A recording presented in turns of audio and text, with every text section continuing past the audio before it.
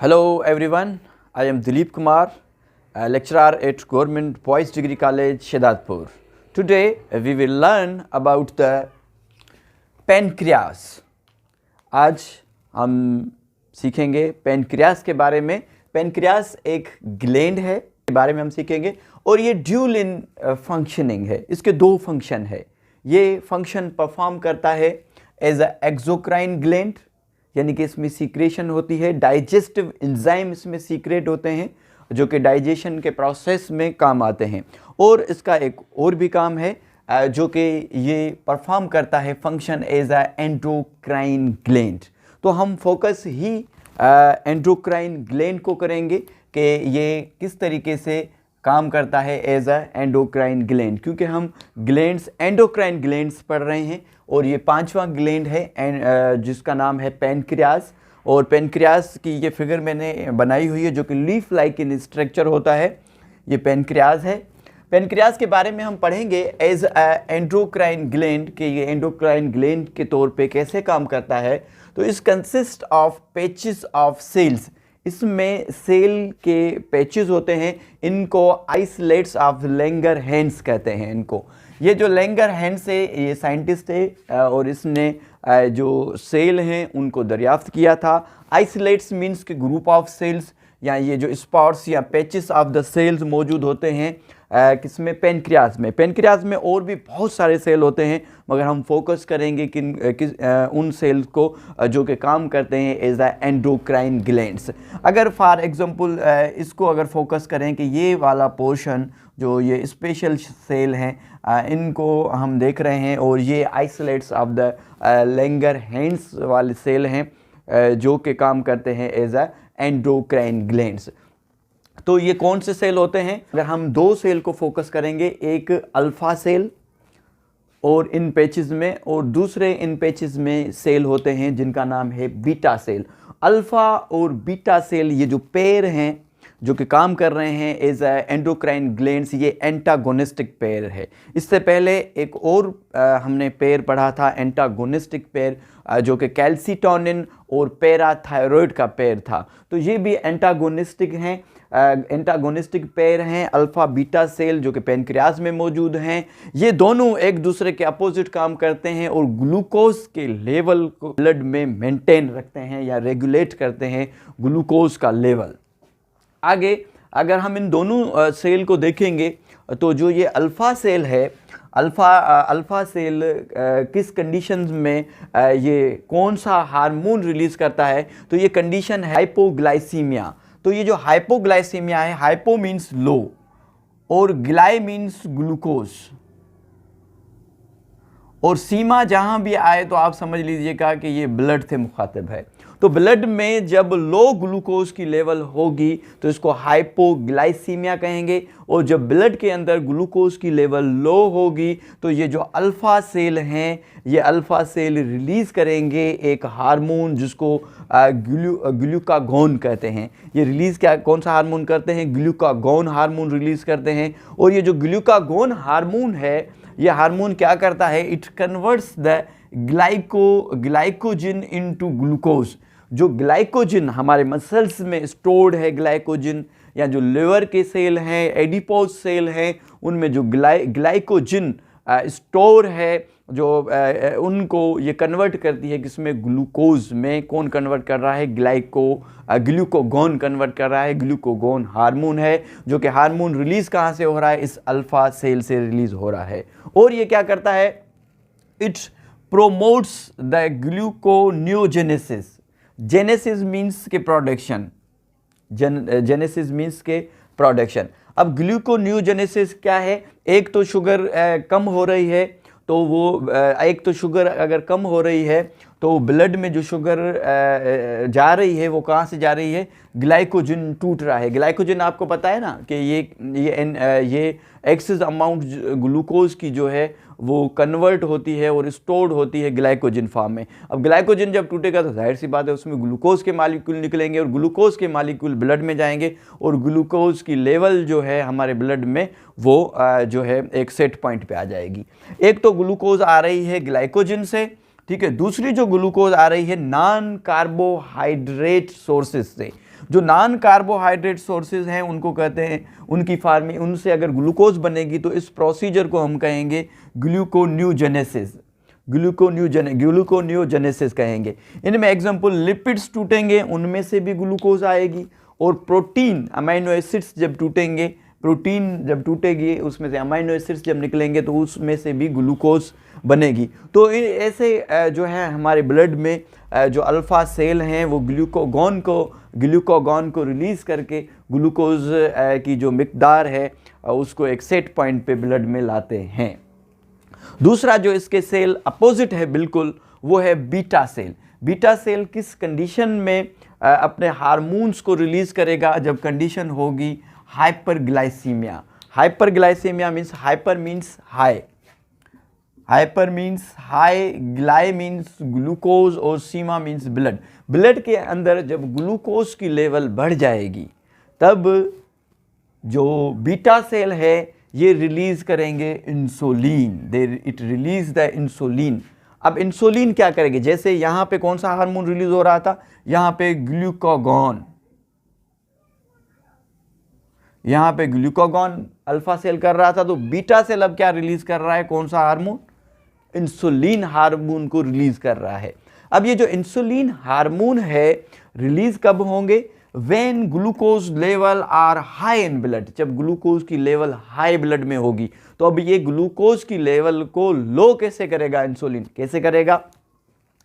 It reduces the blood glucose and converted into glycogen. ये glucose की जो extra amount है अब ये इसको कन्वर्ट किस में कर रहा है? ग्लाइकोजन में। जबकि जो अल्फा सेल था ये ग्लाइकोजन को तोड़ के ग्लूकोज दे रहा था ब्लड पे, मगर अभी लेवल हाई है। हाई लेवल में जो एक्सेस अमाउंट ऑफ ग्लूकोज हैं वो कन्वर्ट होंगे किसमें? ग्लाइकोजन में। और स्टोर्ड कहाँ पे होंगे? एडिपोज सेल में, मसल सेल में और लिवर सेल में होंगे। फॉर एग्जांपल अगर आप समझें कि ये ब्लड है और ब्लड के अंदर ये वेन्स है और इसके अंदर ब्लड है, ये ब्लड है और ब्लड के अंदर ग्लूकोज की मिकदार बहुत ज़्यादा हो गई है, बहुत ज़्यादा ग्लूकोज की तादाद होगी। अब ये इंसुलिन क्या करेगा कि इंसुलिन इसको ग्लूकोज को भेजेगा सेल के अंदर। सेल के अंदर जब ग्लूकोज जाएगी, ब्लड में ग्लूकोज रिड्यूस होगी तो सेल के अंदर यहाँ पे ग्लूकोज टूटेगी और उससे एनर्जी और हीट मिलेगी। ग्लूकोज जो है सेल उसको तोड़ देगा, मेटाबॉलिज्म का प्रोसेस होगा और उससे एनर्जी मिलेगी। यहाँ तो ग्लूकोज जो है स्टोर हो रही है कहाँ पे? मसल्स में और लिवर सेल्स में। ठीक है, आगे सेकेंड जो पॉइंट है, it promotes the lipid protein synthesis. अब ये क्या करेगा? ये प्रोमोट कर देगा लिपिड्स और प्रोटीन बनने का जो अमल है। तो ग्लूकोज, एक तो ग्लूकोज जो है स्टोर हो रही है, दूसरा जो प्रोटीन और लिपिड्स बनने का प्रोसीजर भी तेज हो जाएगा। और तीसरी जो चीज़, inhibit the protein conversion into glucose. जो प्रोटीन और लिपिड्स यहाँ पे जो नॉन कार्बोहाइड्रेट सोर्सेज जो जिससे कि ग्लूकोज बन रही थी इंसुलिन, उनको भी कहेगी कि भाई आप अब जो है ग्लूकोज ज़्यादा ना बनाएं क्योंकि पहले ही ग्लूकोज ब्लड में बहुत ज़्यादा हो गई है। इंसुलिन की अगर कमी हो जाए तो वेरी फेमिलर डिजीज़ एक होती है जिसको डायबिटीज़ मेलाइटिस कहते हैं। ये एक कॉमन दुनिया की एक आम बीमारी है, कॉमन डिजीज़ है जिससे आप बखूबी वाकिफ़ हैं। इस पर अगर बात करना चाहें तो घंटों हम बात कर सकते हैं। और इंसुलिन की अगर कमी हो जाती है तो इससे जो डिजीज़ होती है उसमें क्या होता है? इंसुलिन की अगर डेफिशिएंसी हो जाएगी, इंसुलिन क्या कर रही है? ग्लूकोज की लेवल को कम कर रही है। इंसुलिन कम हो जाएगी, अगर इंसुलिन नहीं बनेगी किसी भी वजूहात की वजह से, it is a most common endocrine disorder deficiency of the insulin. ये इंसुलिन की जो कमी होती है ये कॉमन एंडोक्राइन का डिसऑर्डर है। और इससे जो डिजीज़ होती है, डायबिटीज़ मेलाइटिस एक डिजीज़ है वो होती है जिसको ज़ियाबतीज़ या शुगर की बीमारी कहते हैं। अब ग्लूकोज, इसमें क्या होता है कि ग्लूकोज की लेवल बढ़ जाएगी। ब्लड में ग्लूकोज की लेवल क्यों बढ़ रही है? क्योंकि इंसुलिन मौजूद नहीं है। इंसुलिन जब मौजूद नहीं है तो ग्लूकोज की लेवल ने तो बढ़ना है। अब इसमें क्या होगा, ग्लूकोज लेवल जब बढ़ेगी तो इसमें ग्लाइकोयूरिया, इस मरीज को क्या होगा, ग्लाइकोयूरिया होगा, मीन्स कि यूरिनेशन, यूरिन की फार्मेशन ज़्यादा होगी, क्योंकि ब्लड में जब ग्लूकोज ज़्यादा आएगी तो हमारे किडनीज होम्योस्टेसिस काम करना स्टार्ट कर देगा, और जो ब्लड में ग्लूकोज है, जो होम्योस्टेसिस है, वो किडनी के पास पैगाम जाएगा, किडनी ज़्यादा काम करेंगी, और जो ब्लड में ग्लूकोज है वो यूरिनेशन के थ्रू, पेशाब के थ्रू, यूरिन के थ्रू जो है पास आउट करने की कोशिश करेगी किडनी।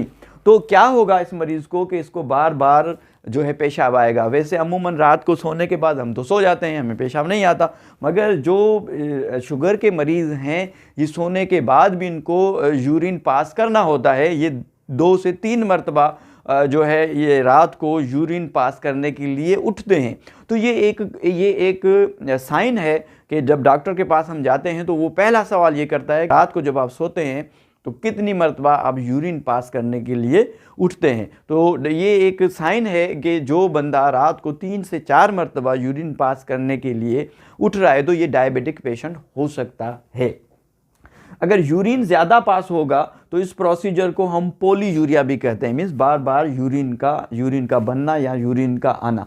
अब देखें, बॉडी में से बार बार यूरिन निकल रहा है तो जो है ये बॉडी में डिहाइड्रेशन भी हो सकती है। तो इससे इस बंदे को क्या होगा कि इसका जो माउथ है वो थ्रस्टी होगा, इसको बार बार प्यास ज़्यादा लगेगी क्योंकि यूरिन पास ज़्यादा हो रहा है। तो थ्रस्ट भी एक साइन है जिसको मेडिकल में पॉलीडेप्सिया कहते हैं, कि पॉलीडेप्स से पूछा जाता है कि आपको प्यास ज़्यादा लगती है, तो वो पेशेंट बताते हैं, जो डायबिटीज़ के पेशेंट होते हैं वो बताते हैं कि हाँ हमारा गला सूखा रहता है और हमें बार बार जो है प्यास पानी की तलब होती है। तो ये भी एक जो है साइन है।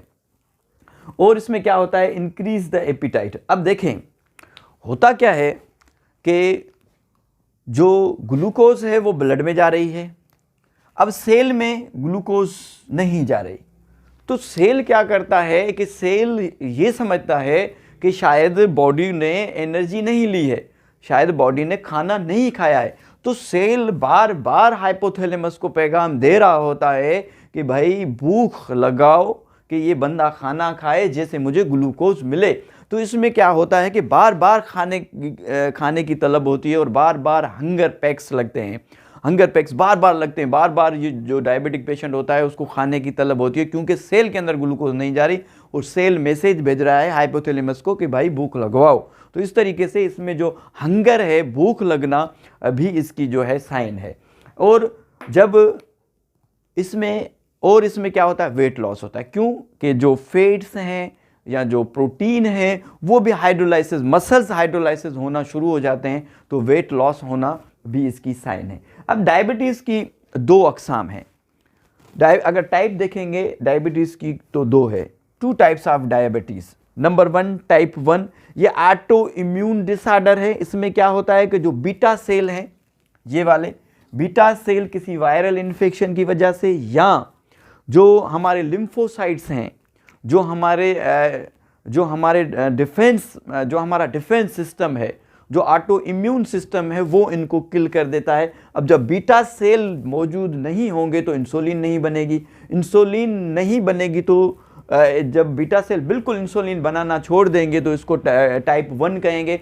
और टाइप 1 वाले पेशेंट हमेशा टीनेज वाले होते हैं और वो इंसुलिन डिपेंडेंट होते हैं, वो इंसुलिन पे ही डिपेंड करते हैं, उनको इंजेक्शन के टीके उनके साथ होते हैं और इंसुलिन के टीके वो लगाते रहते हैं, जैसे बॉडी को आर्टिफिशियली वो इंसुलिन देते रहते हैं। जो डायबिटिक टाइप 2 है, टाइप 2 में इंसुलिन मौजूद होती है, इंसुलिन बॉडी में बन रही होती है, मगर जो टारगेटेड सेल हैं वहाँ पे रिसेप्टर काम करना छोड़ देते हैं।